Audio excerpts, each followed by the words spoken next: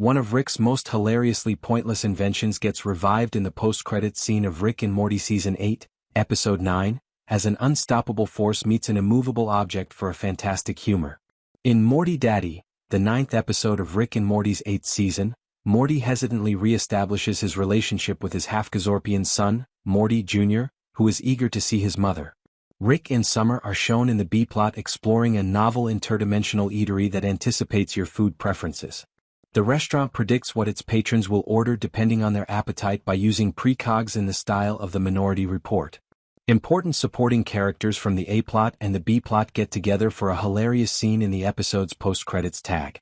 Precogs are used by a future police force in Minority Report to anticipate crimes before they occur. However, Rick and Morty find a far more commonplace application for the precogs' amazing powers. They are able to determine the exact food that a restaurant patron who is having trouble deciding what to order is craving. In order to use the precogs as his personal maids, Rick kidnaps them. The precogs wind up on Rick's trash moon at the end of the episode, where Morty brought his son to visit the abandoned sex robot who gave birth to him. The precogs reopen their restaurant on this moon, serving every idea Rick threw away. They finally square off in the post-credits sequence.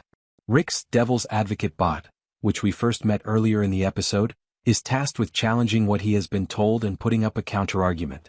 They thus find themselves in a vicious cycle of argument when he objects to the cuisine the precogs inform him he wants to order. The combination of these two jokes is ideal.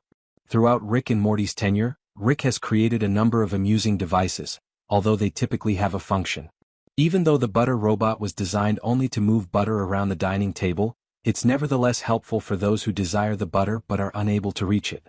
However, the Devil's Advocate bot is merely unpleasant and has no use. It just takes a contrarian stand on anything that is brought to its attention, including its own lunch order. It's hilarious that he ever made it in the first place, but it's no surprise that it wound up on Rick's trash moon in the most recent Rick and Morty episode.